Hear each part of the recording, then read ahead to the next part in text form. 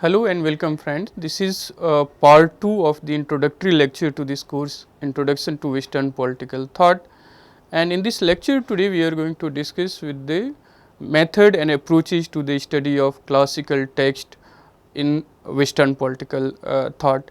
And if you recall, in the previous lecture we have discussed the significance of studying political thought. Why should we study Western political thought, and how Western political thought should be seen as part of the many other traditions like Asian and within Asian, Chinese, Indian, Arab and also African traditions of political thought. So, Western political thought is one tradition among many traditions of political thought, and in contemporary times how we talk about comparative tradition of political thought or global political thought. However, in this course, as we discussed in the previous lecture, we are going to discuss the major thinkers in the Western political thought, and one of the reason for doing Western political thought is to not just understand the text or the thinkers produced in a particular historical and geographical context, but also through them it is hoped we can understand the political discourse in our contemporary times, even our own assumptions and presumption more critically. So, the study of Western political thought is significant even for understanding the political debates and discussion in contemporary world. And the reason being, the major concepts or the ideas that we often use when discuss any political problem are rooted in the political treatise of these thinkers, particularly in the Western tradition, and that is why Western political thought remain the dominant tradition of political thought, even when it is one among the many other traditions of political thought that we have discussed. Now, in this lecture today we are going to discuss how to study political thought. What does it mean to refer to a text as classic, when a text become classics, and what are the methods to study those classics. So, in this lecture, in the first part we will discuss the idea of classic, when and how a text become classic, and in the second part of lecture today we are going to discuss three methods of studying classics and also the study of political thinkers and political thought.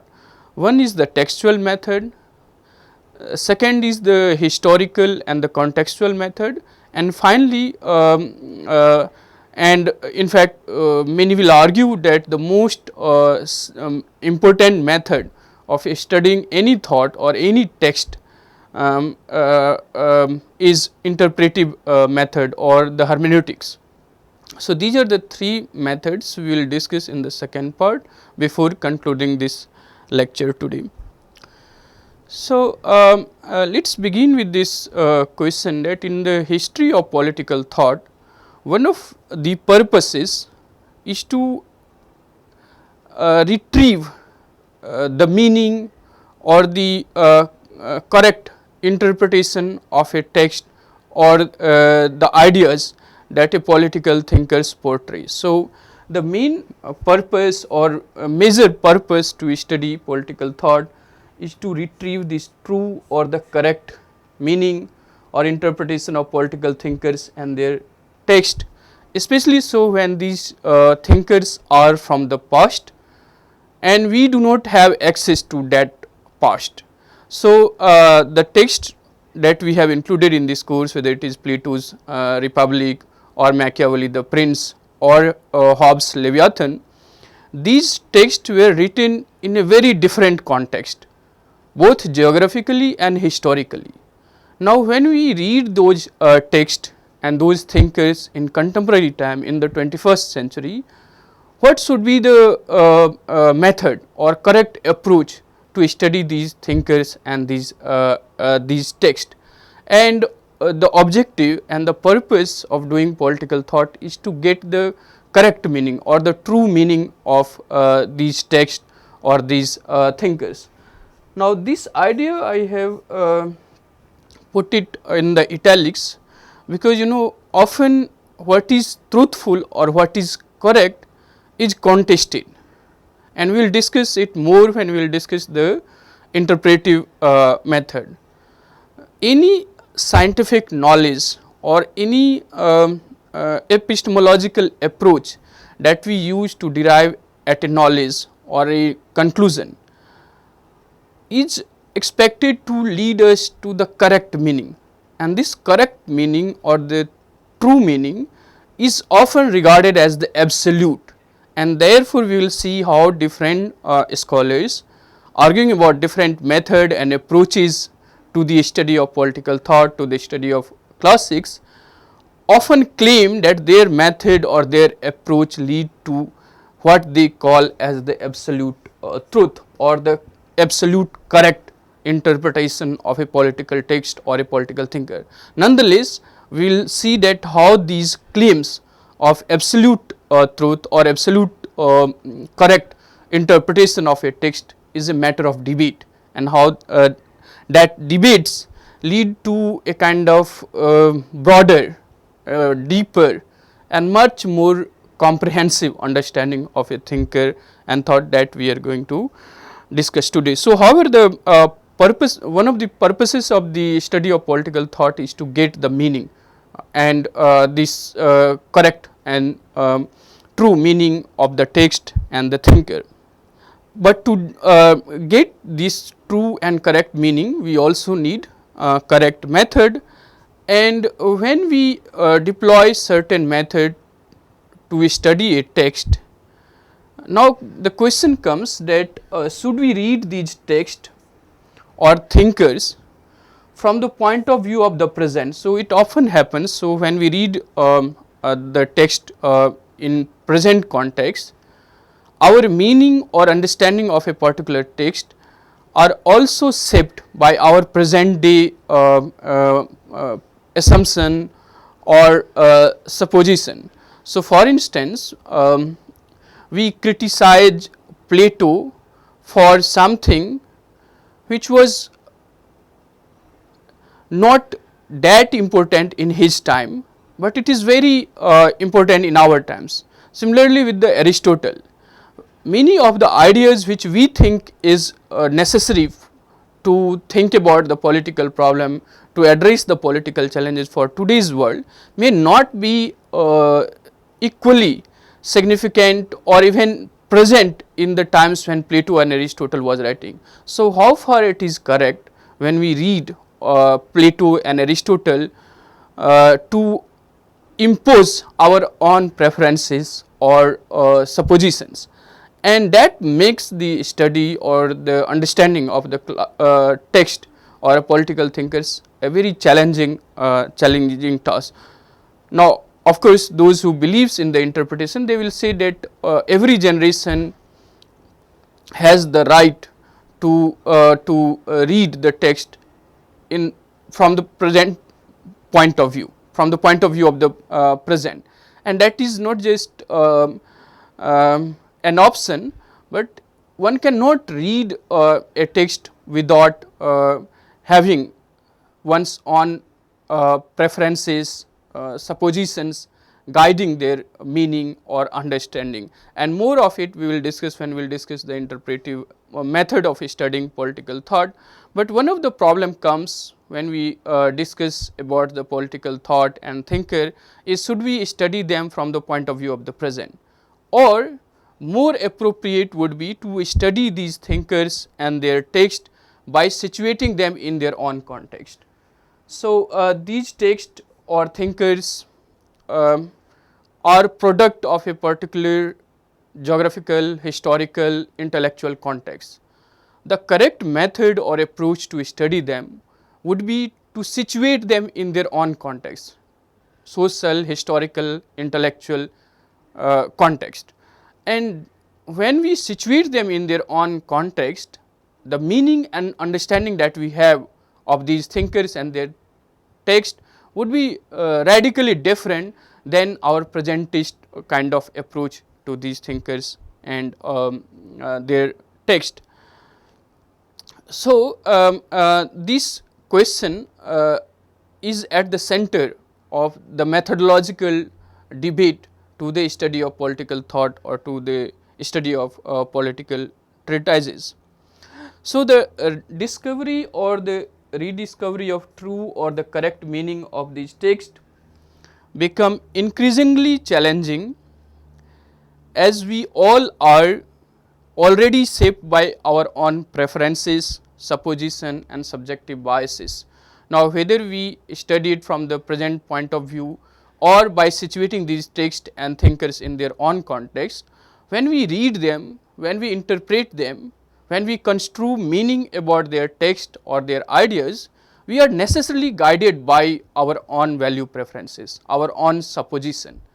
And this we have to understand, as a human being, we all have certain biases, certain preferences, and we are not aware most of the time about those biases or preferences. Suppose you like something or you dislike something, and that liking and disliking may appear to you instantaneous, but these likings and dislikings are shaped by the social values or the preferences that we carry, and that is always present in our conscious or subconscious mind.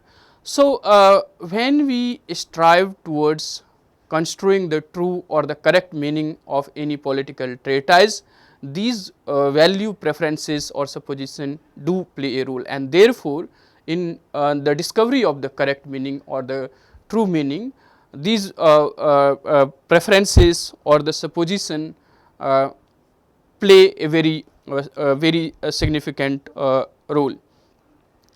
Now, one has to also engage with this idea that we do not enter into the world or understand our society or our circumstances by having a blank sheet or the tabula rasa. We are already some thoughts, some preferences, some values are already ingrained in our thinking or in our thought process. So, whenever we understand another person or a society or a culture or the political issue, those preferences do play a role, and it is equally true when we read a text. So, what happens that when we read a text or study a political thinker, these biases, supposition or preferences do play a role in the construing meaning or understanding of these texts or their thinkers. So, in fact, it is argued that these thinkers or the author of these texts have very little control, little or no control over the meaning of their texts. These texts once published have a life of their own, and they often outlive their author. So, many of these texts that we are going to discuss, we will find that these texts were subjected to many interpretation by the future generation. And why we study these texts is also because these texts stimulate the political conversation, political thinking in future generation.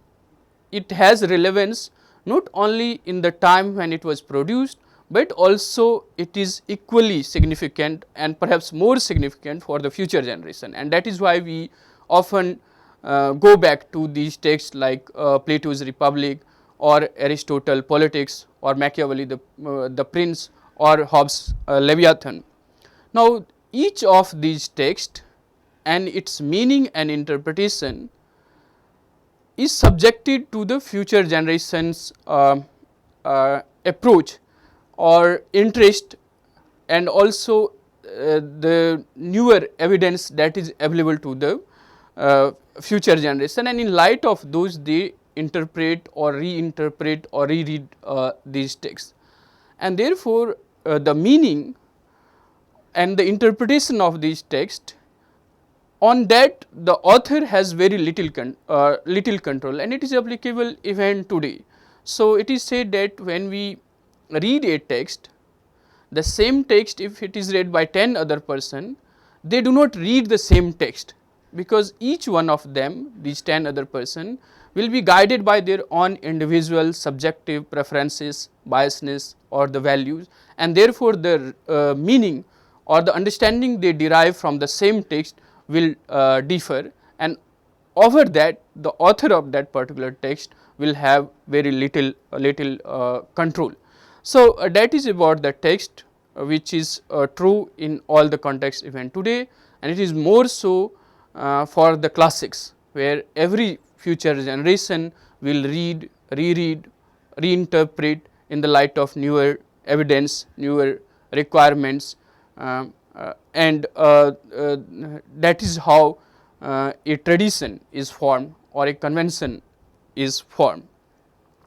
So, once these texts are constantly interpreted, reinterpreted, these texts and thinkers then acquire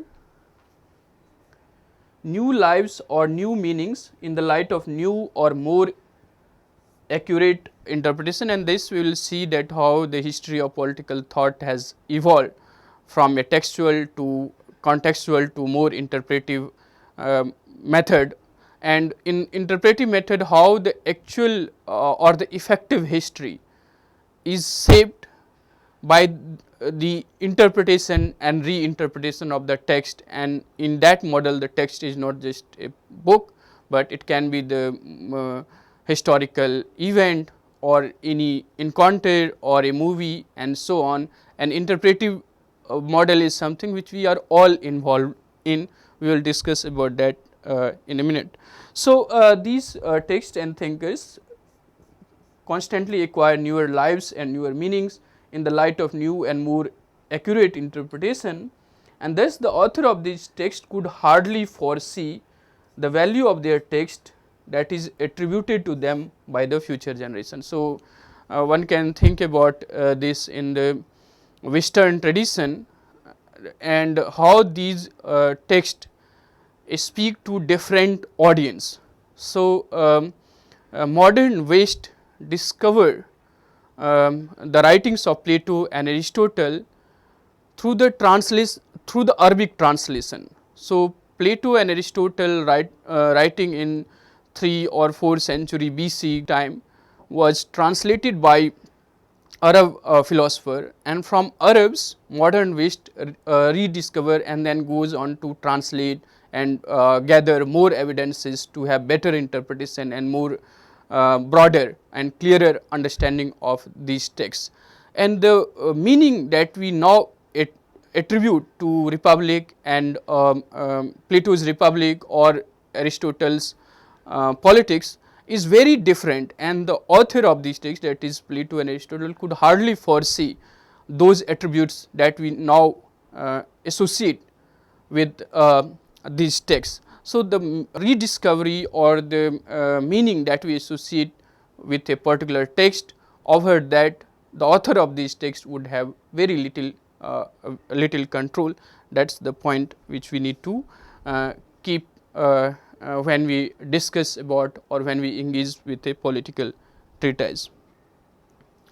Now, the question comes, what is a classic and how to define a classic? And before I discuss this idea of how to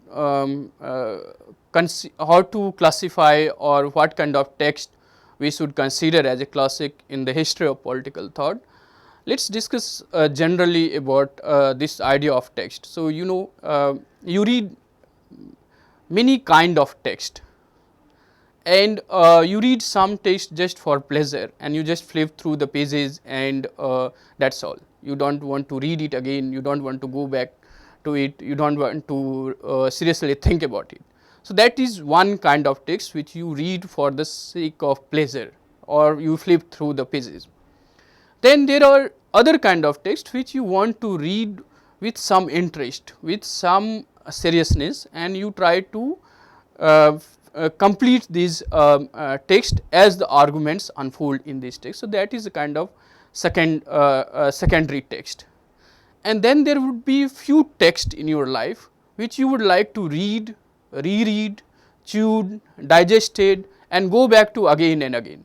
So, the classic most of the time falls in this category of text, which is read, reread, chewed, discussed, debated again and again across the context, across the geographical, historical, cultural context, and that makes these text a great text, or in other words the classic. And there could be different criteria to define a text as the classic, but one thing is clear, that not all texts are classics. So, there are millions and millions of texts are produced, there are millions of manuscripts, there are millions of other kind of treatises, we do not read all of them. So, clearly not all texts fall in this category of classic, and to become a classic it has to fulfill certain criteria. And what are those criteria? So,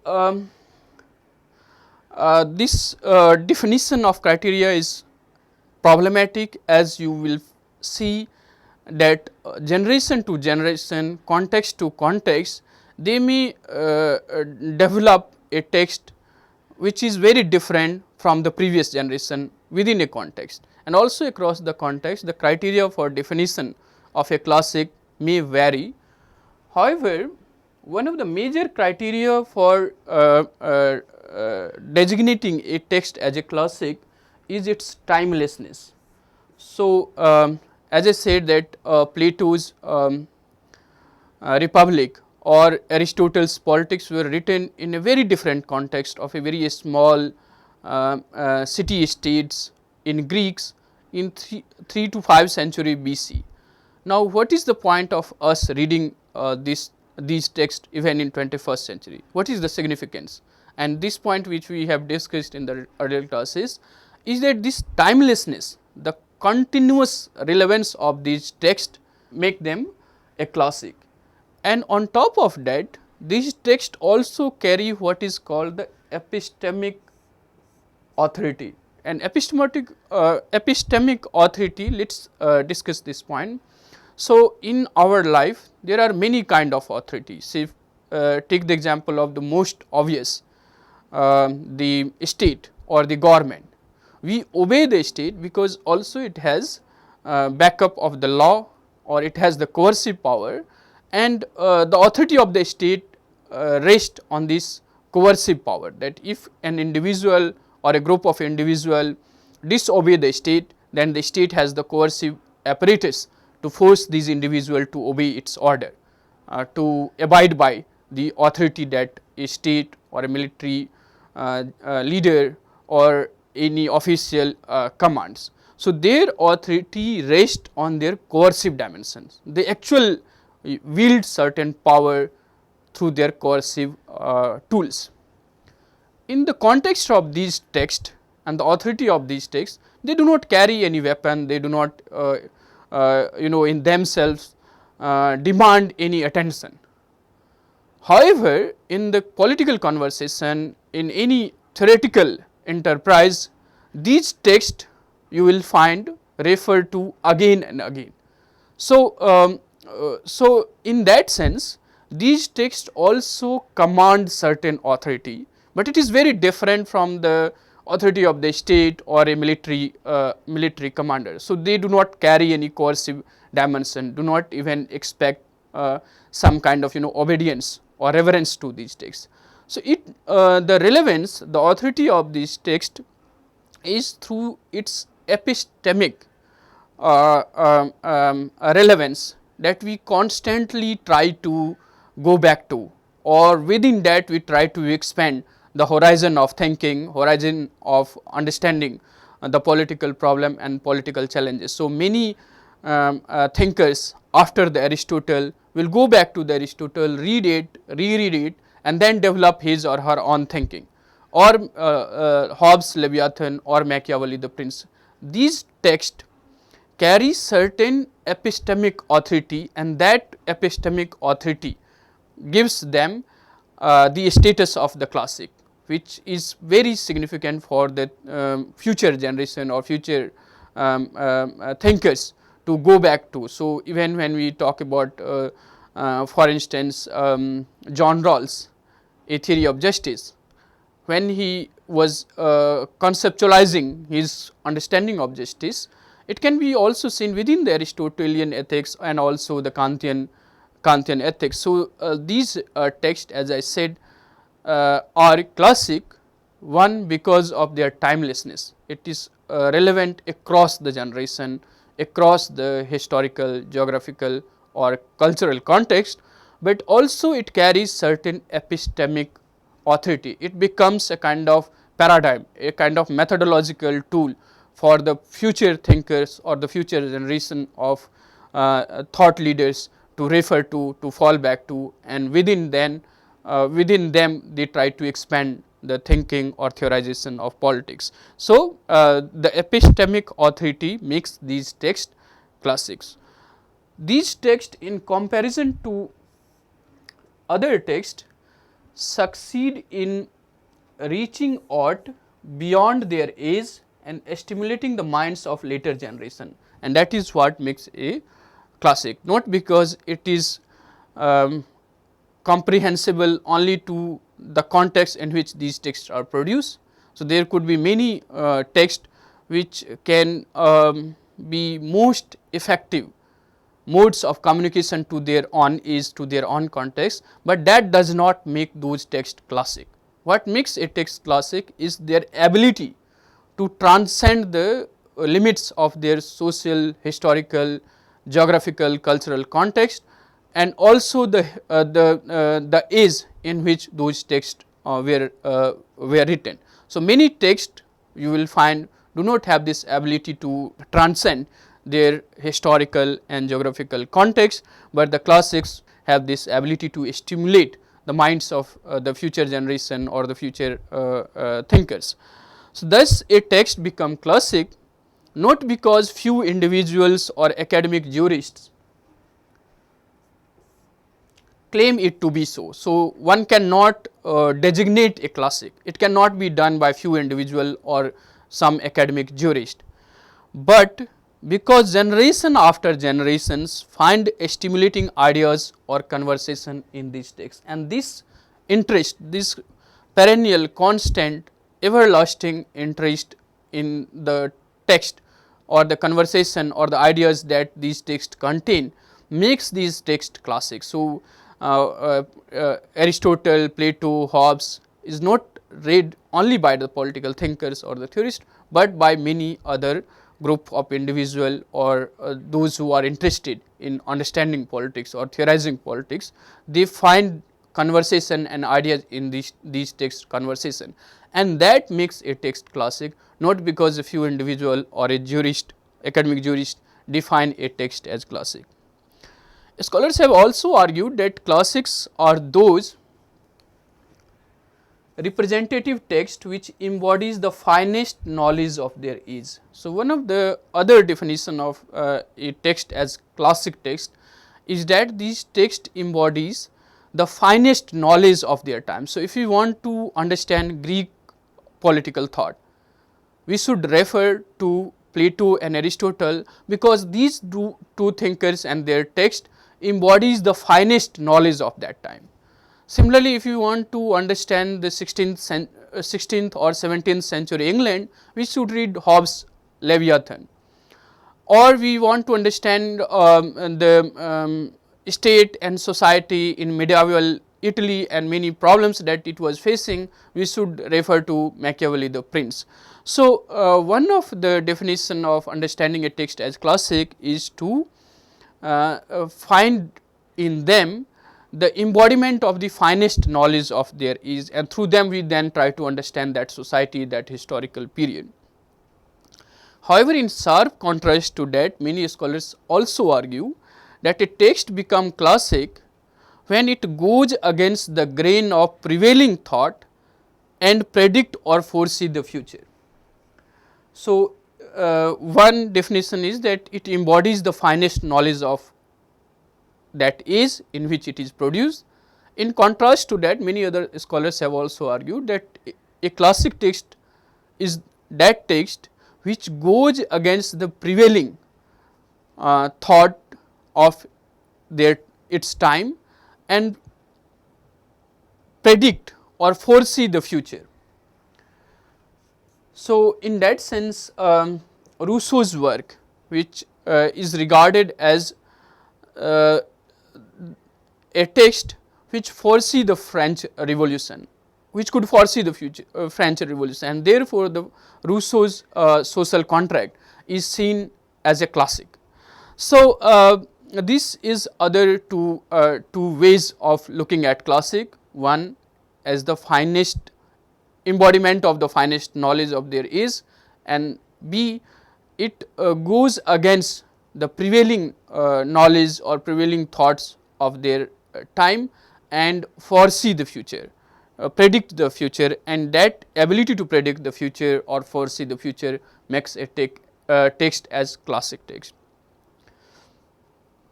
Now, in political thought, a text becomes classic when it deals, it is also said, when it deals with the question which is regarded as the core terminus of human existence, and these questions are the question of justice, or what is just rule, what is ideal form of government, and most of the text that we are going to discuss in this course you will find deals with this question of just rule, ideal state, how to achieve ideal state within the pragmatic challenges of complex or disputations that is prevalent in the political realm. So, most of these texts like Plato's Republic or Aristotle Politics, Hobbes Leviathan are still relevant because these texts raise this fundamental question which is regarded as the core terminus with human existence. We constantly strive for a better government, for a more ideal life, for the ideal form of government, and in that pursuit these texts continue to make sense. So, every time you go back to these texts you come out of some more deeper insights, not just to the meaning or understanding of these texts, but also in your participation or in your attempt to understand the politics of the contemporary times, and that makes these texts classics, because every time you go back to and read it you come out with better explanation, better understanding of not these texts but also of the present day predicaments. So, all these texts enjoy a kind of epistemic authority in the contemporary political discourse as well. So, often when you talk about politics, equality, justice, state, government, sovereignty, obligation, you again and again go back to these texts within the Aristotelian frame or within the Platonian frame, Kantian ethics or Hegelian notion or Marxian perspectives. All these texts carry certain epistemic authority and determines the language discourse of the contemporary political discourse as well, and that make these texts classics. So, this is more or less the understanding of text as a classic. Now, we will move on to study of these classics, what would be the correct method and approach to study these classics, and as I said we will discuss one by one the textual, contextual and the interpretive method. So, if we talk about the method and approaches to study a classic, one of the major approaches to study political thought in any tradition is through the study of the text which are regarded as the classics. So, if you want to Western tradition of political thought and thinking, we will study these classics, and through studying these classics we claim to have a knowledge of Western tradition of political thought and thinking. However, when we approach these text or these tradition, there are many challenges to correctly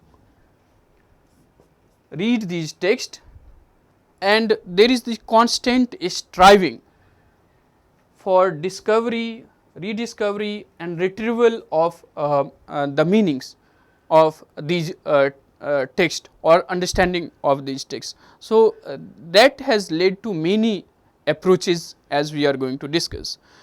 So, in order to understand a text or its author correctly, first we need to understand what is said in the text.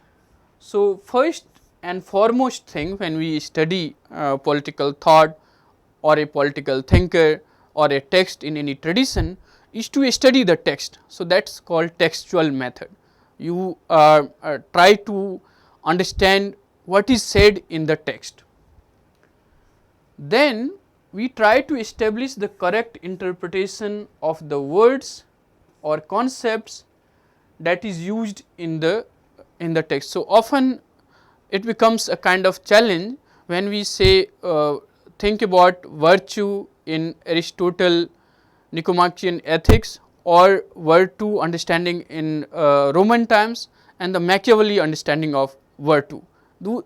So, the use of the concepts and their meaning require us not just to understand the text, but also the wider social, linguistic and intellectual context in which these words and utterance are used.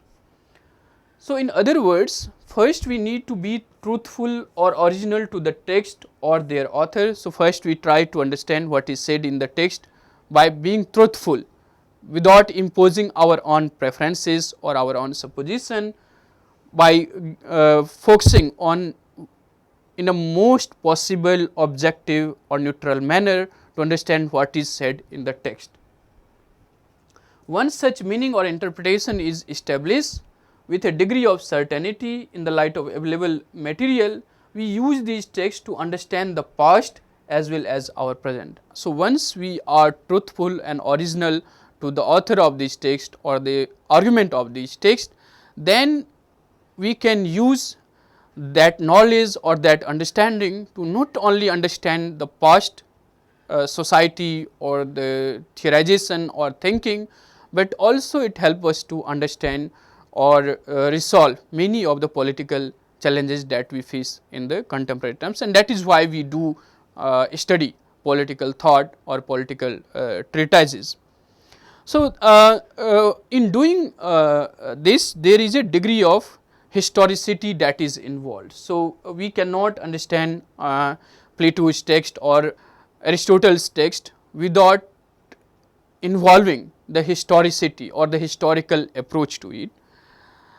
And therefore, you will also find that when we talk about the political thought, there is a kind of history that is attached to it, history of Western political thought, history of modern Indian political thought, or history of Indian political thought, history of Arab thoughts. So, history has become a kind of prefix to understanding of political thought in any tradition. So, it involves a degree of historicity.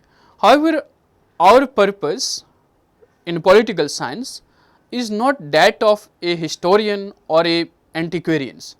So, we do study these classics not with the interest or the same degree of interest that a historian or a or an antiquarian would have. We study these texts or thinkers because they are relevant for our own needs. They help us develop our own thinking about the political problems and the challenges that we face, and as we have discussed about the significance of political thought is that it enables us to critically reflect on our own preferences, our own biases, and then have better approach and understanding of politics of our time. So, we do not share the interest of historian or antiquarians when we study these texts.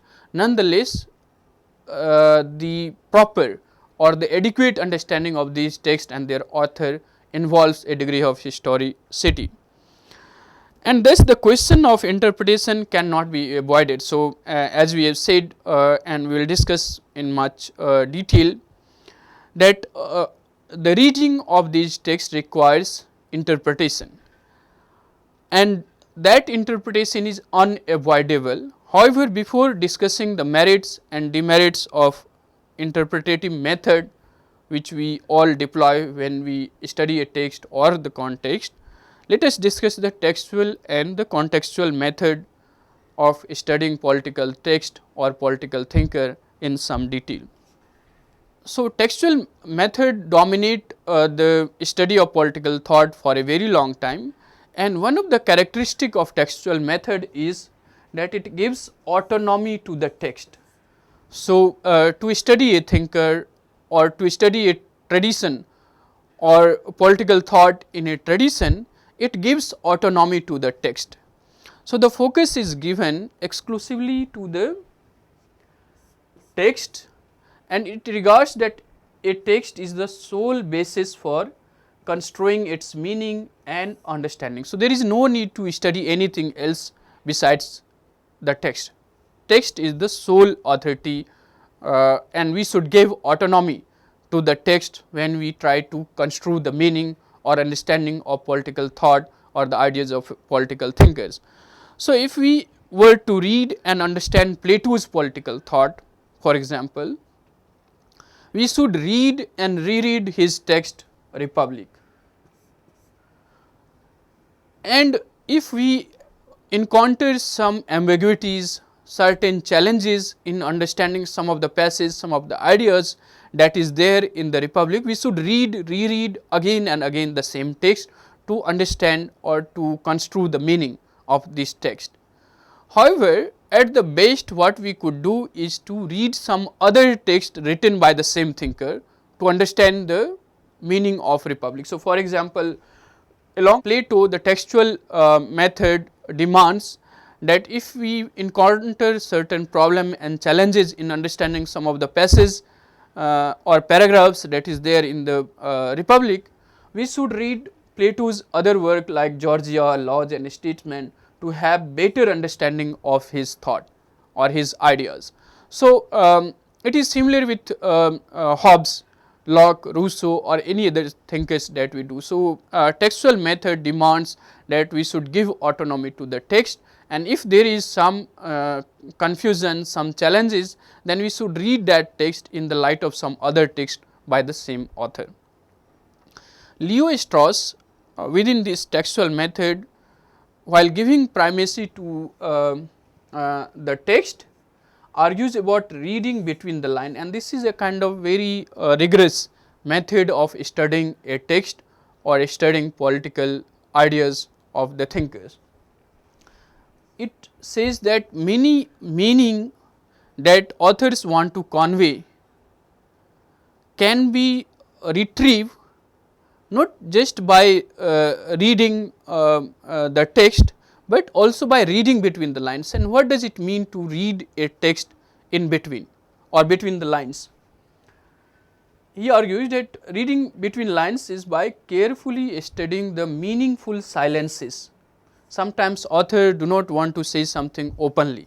So, by understanding those silences, intentional ambiguity, sometimes author leaves some things unclear, ambiguous, and those ambiguities are not deliberate, but intentional to convey certain meaning, certain message. And why those authors do that, we will discuss in a minute, but let us think about this. Reading between the lines require carefully studying the meaningful silences, intentional ambiguity, dissimulation, the significance of centrally placed speeches, inexact repetitions of earlier statesmen, and he is referring to an exoteric forms of writing where authors often deploy certain tactics to avoid the wrath of authority in order to convey their message. So, we often find a writer or a thinker face threat from those who exercise authority. So, we will discuss when we discuss Plato why Socrates were forced to drink poison because the authority of that time find his teaching or his arguments as a threat to their authority. So, political thinkers or those who think beyond the requirements of their age are often seen by the authority of that age as a threat to their rule, and these authors then use a very exoteric form of writing to convey their message, and to retrieve those messages you have to read between the lines, and that is what the argument of Leo Strauss. And this kind of persecution is not unknown to even 21st century, when you find that the government across the countries question or persecute those writers, those thinkers, or ban some books which they think will be dangerous to the present status quo. So, Leo Strauss, when he was arguing about this idea of reading between the lines, was hinting towards that kind of rigorous exercise which we need to involve when we try to retrieve the meaning of the author. Thus, we could retrieve the meaning when we pay closer attention exclusively to the text by reading between the lines. However, there is a problem in this textual method, because more often than not the textualist will try to interpret or understand a text or the ideas of political thinker by imposing certain set of question or certain set of ideas on them or on that text. So, what is called the fallacy of coherence. So, they will try to have these thinkers, these texts speak on certain set question, certain perennial question. So, you may often come across many arguments about political thought and thinkers that all of them have answered the same question. So, the question remains same, but the answer to those questions differ from age to age as the way of defining the history of political thought. But as we will discuss through contextual and interpretive method, this approach to the study of political thought through this coherent set of questions or concepts are problematic, hardly reveal the nuances or the complexities of thoughts and thinking that is contained in a text or that is there in the statement of the political thinker. So, the textualist approach often try to fit the statement of the thinkers into an already set frameworks, and any inconsistent and contradictory statement by the author are overlooked and ignored in their study of these texts and the thinkers. So, that is the problem with the textual method of studying political thought. Now, if you look at the contextual method, which we will see how it is a kind of extension from the historical approach to the study of political thought. So, contextual method of studying the history of political thought or a classic text should be taken as a continuity of historical method and approaches. So, for a very long time, the most revealing works on these thinkers or their text have been carried out by the history department. So, there is this tension between the political thinkers and philosopher and the historian, where the historian claim that they are the custodian of the truth. They can correctly, through their methodological rigor, construe the meaning of the text or the political thinker, and the political philosopher of the contemporary times are not the correct agent to rediscover or retrieve those meanings. So, there is that tension involved between political philosopher and the historian, and the history of political thought we will find that the most revealing text or works on say Plato, Aristotle or any other thinkers are for a very long time produced by the history department in many university. And they have argued that the correct meaning can be retrieved by studying the context, and there could be many context of a text. One is the social historical context, the other is the linguistic context, and still other is the intellectual context. So, there is a kind of ongoing evolution of political thinking and theorization, not just within the socio historical and linguistic context of their time, but also across these contexts by looking at the intellectual context of their writings. So, these historians or those who support the historical method to study political thought have argued that the correct meaning can be retrieved by studying the context in which these texts were produced, and these context, as I have said, could be the socio historical, linguistic and the intellectual context. And broadly we can divide these contexts into two kind. One is the socio economic and the historical context, and the second is intellectual context, and they argue that having the knowledge of these contexts enhance our understanding of a thinker and their text. So, the most appropriate and the correct method of studying a text or a thinker is by situating them in their socio historical and intellectual context. Quentin Skinner and J.G.A. Pocock represent the Cambridge school, and this school extend the historical approach to study political thinkers and text.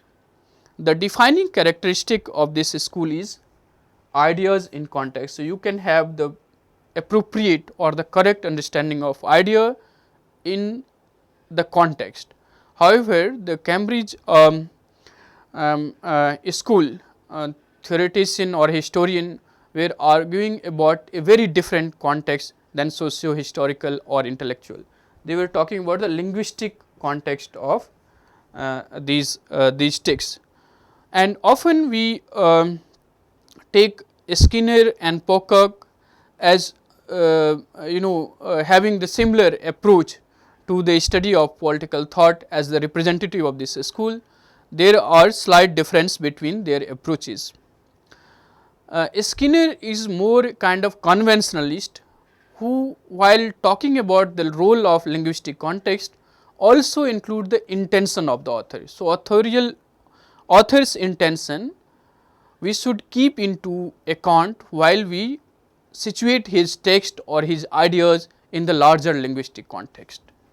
So, Skinner's focus is on the author's intentions besides the linguistic context. However, Pocock, being a contextualist, argued that linguistic context is sufficient to construe the meaning of a text, and he argued that meanings available to authors depend on the ways of thinking, writing or speaking that exist in their communities. So, once we understand the meanings that are available to the thinker or the ways of thinking, writing and speaking in the community in which he was writing, we can also recover the author's intention. So, we do not have to pay separate or extra attention to the author's intention. If we have the broader understanding of the linguistic context in which a text is produced or a thinker was writing or thinking, we can understand his intention as well. So, we do not need to pay extra attention to the author's intention. However, Skinner is giving more focus to the author's intention also. And this in Pocock's argument, author's intentions matter little in determining the meaning of a text. However, despite these differences, both of them, Pocock and Skinner, argued that utterance or the words could be better explained and understood in the linguistic context alone.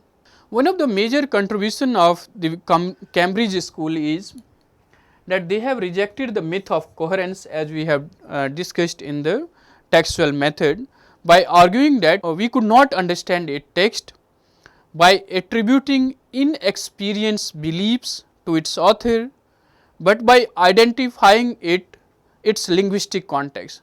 So, they were arguing that often when we read a text, we impose our own meaning, our own expectation to these authors, and then criticize or accept or celebrate the authors and their text while addressing to our concerns and expectations, and those who do not address to those concerns and expectations, we tend to reject them, we tend to downplay their role and significance. However, these historians are arguing that we have to understand the linguistic context of these thinkers if we want to understand the true meaning of the text or the statement they were making. So, they also question the similarities of a set of concepts, as they argue that the concepts, words, utterance do not have similar meaning across the context. So, in the study of political thought, you may come across that we try to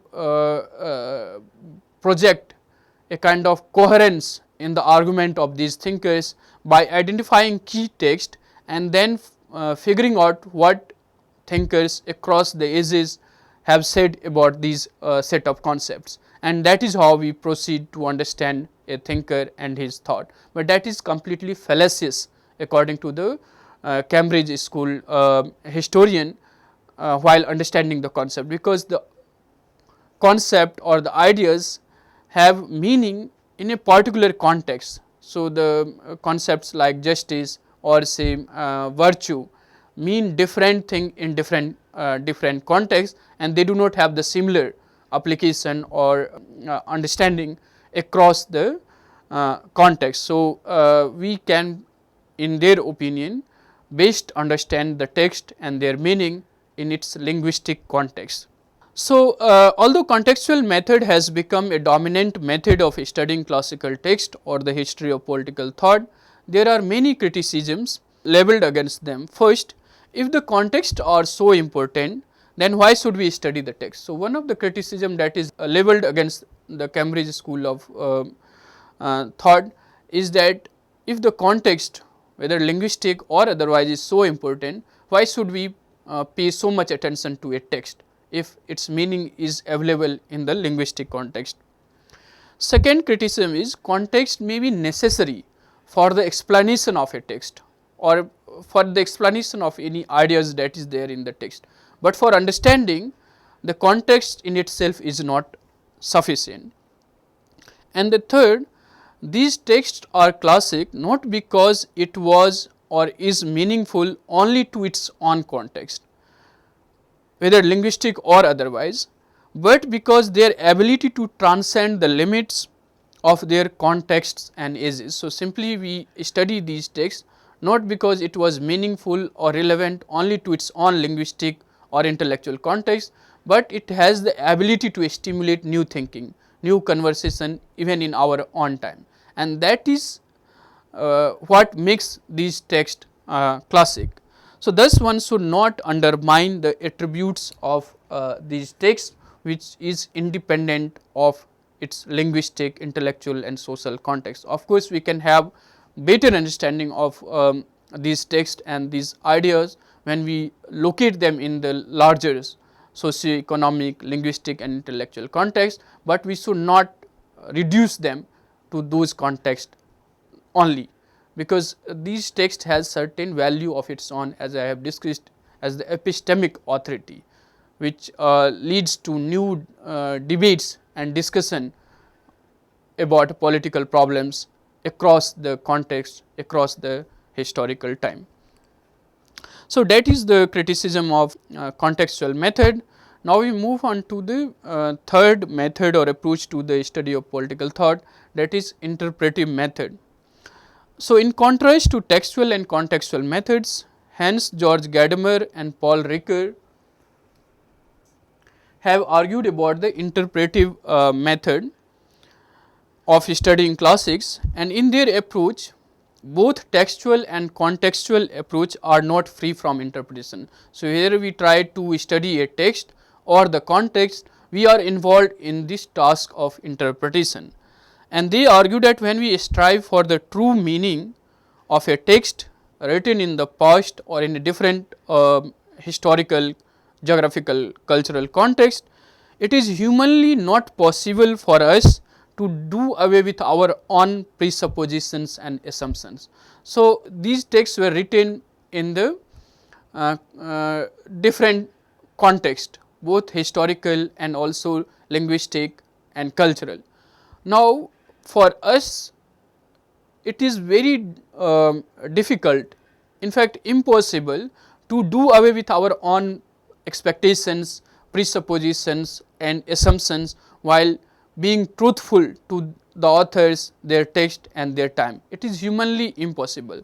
So, what we are left with is to interpret them, and this interpretation is not a choice, not a matter of choice, but we are naturally we are as a human being, as a meaning seeker, we are constantly involved in the interpretation, and both textual and the contextual method, therefore, according to the interpretive method, are not free from the interpretation. So, interpretation according to them, as I have said, is not a matter of choice, that we choose to interpret something. As a meaning seeking creature, we humans are interpretive beings. So, every time you read something, you watch something, you meet someone, you observe certain things, the meaning that you have of it, or the understanding that you try to derive of that thing, requires interpretation. So, we do interpretation all the time. So interpretation for us is the ontological existence of our being. We constantly interpret the thing, and through interpretation we try to make sense of that thing. So, they argue that there is no text independent of interpretation, and the act of interpretation entails a fusion of horizons. And this point we have to understand, that one, no text is independent of interpretation, and second, the interpretation requires the fusion of horizons. And that, what is this fusion of horizon? Is a horizon of the text and that of the interpreter. So, a text which was written by Plato in Greek was written in a particular historical, political, intellectual circumstances. But when we read it today, in reading we encounter it, we interpret it through our own expectations, through our own horizons of thinking or imagination. And the meaning and interpretation is the result of this fusion of horizon, of the time when this text was written and the time when this is being read. And the meaning that we have of that text, or the understanding that we have of the text or the thinker, is the result of this fusion of horizon between the text and those who are involved in the reading of the text. And once that encounter happens, neither of them remains the same after this encounter, and that is how understanding, interpretation evolve, develop, and become much more persuasive. And this is true with other exercise in human life as well. So, suppose you have a friend and you just meet once, you have one perception or understanding of that friend, but when you meet again and again, your understanding or the sense of that person develop. And so, that is true with the method of interpretation as well. Terence Bowles calls it inescapability of interpretation. So, we cannot as a human being escape the requirement of interpretation, and he further argues that the seminal works of political theory are kept alive and vivid, that is, keep their classic status, so to speak, not by being worshipped at academic shrines, but on the contrary, by being carefully reinterpreted or critically reappraised from a variety of interactive standpoints. So, in interpretation our standpoints matter, and the standpoint of the text and the thinker also matter, and the interpretation is the result of that fusion, as we have said, the fusion of horizons. So, we have the presentist viewpoint, the standpoint of the present, and then we have to acknowledge that the text was written in a different context within a different horizon. So, when we fuse these two horizons, the interpretation, the meaning or understanding is the result of that fusion of horizon between past and the present, so to speak. And this fusion of horizon and interpretation is not something as a matter of choice, but we do it all the time. We try to understand a text or a thinker from the past or from different contexts. However, this interpretation and the accept is ambiguous. So, we cannot have a kind of authoritative interpretation. In fact, what is truth or what is correct in the absolute sense of the term is something they often contest. So, there is not absolute truth, there is no, so there is a kind of relativity in the exercise of interpretation, there is a degree of ambiguities which they consider as a condition of interpretation. And Paul Ricoeur similarly argued about discourse and surplus of meanings. His statement that meaning the word carries are far greater and surplus to what the author intends. Now, this statement by Paul Ricoeur also hints toward the possibility of multiple meanings and nuances of meaning, which is often compounded by the problems of misreading, misunderstanding and misinterpretation. So, the interpretive science of studying a text or a political thinker is something which evolves through ambiguities, through misreading or misinterpretation. So, thus there are valid criticism against the interpretive method. Contextual scholars have argued that interpretive methods often lead to misunderstanding and misinterpretation of the text. So, especially the contextualists have argued or criticized the interpretive methods. However, interpretations, as we have discussed, are unavoidable or inescapable, but we need to admit that all interpretations are not equally valid. Not all interpretations are equally valid or correct, and therefore, we must subject all interpretation to open criticism or correction in the light of newer evidence, in the light of better argumentation or the rational criticism, and that is how our understanding or meaning of a text or a thinker evolve over the years when we subject our interpretation to critical scrutiny in the light of new evidence and also in the light of new better rational argumentation, and that is how understanding develop and evolve. So, these are the three methods of understanding political thought, and as we have discussed today that there are multiple approaches and methods to the study of political thinkers and their text, textual, historical, contextual and interpretative. For a very long time, textual method has been the dominant method of studying political thought. However, in the recent decades, contextual methods of Cambridge School have dominated the study of political thought, and in fact, Cambridge School, University Press has a series of publications under the rubrics of ideas in context. However, whether it is a textual or contextual approach to study classics, they both employ a degree of interpretation. So, interpretation is not something which is a matter of choice, but it is something which we are all involved in, whether we study a text or the context. So, we have very little access and resources to retrieve what is called the original or the truthful meaning of a sentence or a text. Thus, our understanding of the text and their authors are always subject and open to interpretation and reinterpretation in the light of fresh evidence and better rational arguments, and that is how thinking, understanding and the meaning evolves across the context, across the generation, across the ages. So, you have to keep in mind these three approaches and methods to the study of political thought.